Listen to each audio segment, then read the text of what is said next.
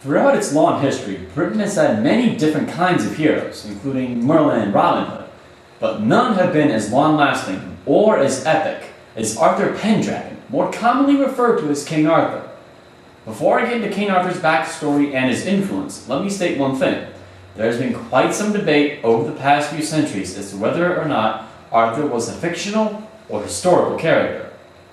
But the general consensus has been that Arthur is a fictional character who was influenced by historical characters. This claim can be supported by the fact that various aspects of the Arthurian legend were added over the course of many generations. The first appearance of Arthur is in the British poem Gododin, created sometime around the year 600 or so. In this, Arthur is a war hero, like in most of his works. He also has a significant appearance in Nennius's 9th century work, the Historia Britonum, as a victorious leader of battles, and in 2 different entries in the Annales Cambrian in the 10th century. However, he is never identified by name in this. He was initially a Welsh hero, but when the Anglo-Saxons eventually invaded and took over the Welsh Isles, they melded Arthur into their poetry, possibly as an attempt to pacify their Welsh subjects. The King's legendary Round Table, well, it doesn't really have a definite point of origin, but it was likely a story element created by various British bards around this time, who all believed Arthur to be divine.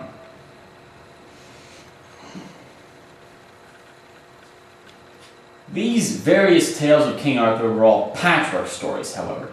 There still wasn't an official version of his heroic exploits until the 1130s, when a clergyman created the classic image of Arthur that grew to legendary status. That author is remembered today as Geoffrey of Monmouth. His vision of Arthur made him the ideal king. He was strong, he was respectful of others, he was chivalrous, and he was a natural leader of his people. This Arthur conquers much of Europe, and even goes on to launch an assault on the Roman Empire. Arthur's most famous story, arguably, occurs shortly after he seizes Gaul from the Romans and defeats Lucius Tiberius, who was a fictional Roman emperor.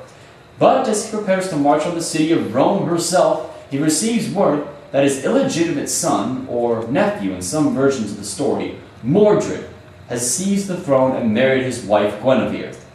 Arthur rushes back to his homeland, battles with Mordred in the famous Battle of Camlan, and slays the traitor. The cost is high to Arthur, however. He is critically wounded in the fight and is taken away to the mythic island of Avalon to recover. It is sometimes said that Arthur will return from Avalon when he is healed, as a messianic figure, and lead the British people to conquer the globe. Seeing as how Geoffrey's story was written over 800 years ago, however, I think it's somewhat safe to say that Arthur is not coming back. Sorry. While Geoffrey of Monmouth solidified Arthur's legend, various other authors continued to add to the epic story. The Castle and Court of Camelot was created by a 12th century French author, and is one of these editions.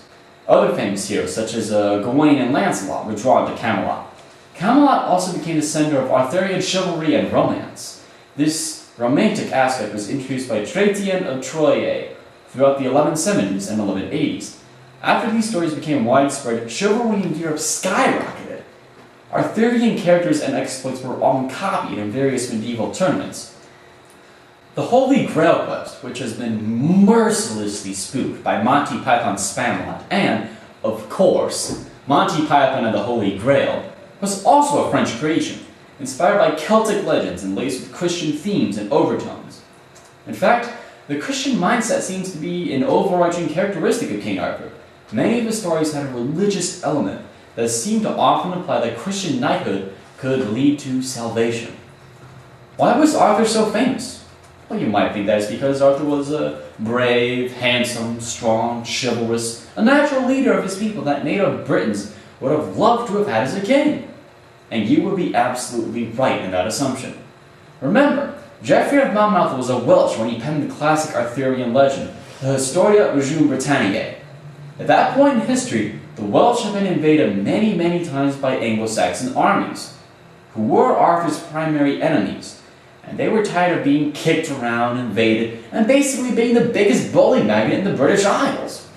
Geoffrey probably wanted to create a hero legendary enough and epic enough to stand alongside heroes such as Heracles, Odysseus, and Achilles. It's almost impossible to claim that Geoffrey's Arthur didn't accomplish that. I mean, come on, be honest. If such a good-looking, charismatic, idealistic man wanted to be your king and lead you to victory, well, you'd be hard-pressed to say no, wouldn't you? There's been a lot of debate among scholars as to whether or not Arthur is a myth or an actual historical character. Over the years, the arguments and studies have been made and argued and debated, and nobody seems to have a conclusive argument. In the years following Arthur's supposed rule, many British kings claimed to be the direct descendants of Arthur's, and at least one went to visit the grave where he is said to be buried. Some of the battles where Arthur was a warrior, however, are placed too far apart chronologically and too close chronologically to be traveled reasonably by a single man, even a man of Arthur's legendary status. Also, evidence exists that supports the theory that the Anglo-Saxons were repelled from Britain over the course of at least 30 years, which is a monumental task for any general. When one remembers that Arthur had both the army and the time to invade Gaul, it seems unlikely that he could do so without leaving his homeland defenseless. Arthur is remembered today, in part, for his enormous influence throughout history. His spirit, so to speak, gave the British people the energy and enthusiasm that may very well have helped them start on their path towards becoming an empire. Prince Albert, the husband of the famous Queen Victoria, was cited as an enthusiast of Arthurian legends and ideals. Arthurian ideology and chivalry was often an influence on his political decisions. The romantic epic stories surrounding Arthur and his Knights of the Round Table also make for excellent story material, as evidenced by various media adaptations such as the film that was released in 2004. Unlike Heracles, who performed most of his famous feats for his own personal reasons, Arthur is more of a patriotic hero who fights for his people and his country, making him a different kind of hero. Other patriotic heroes can be seen in characters such as Captain America and James Bond. King Arthur Pendragon of Britain is probably the greatest and most influential hero to be seen in fiction.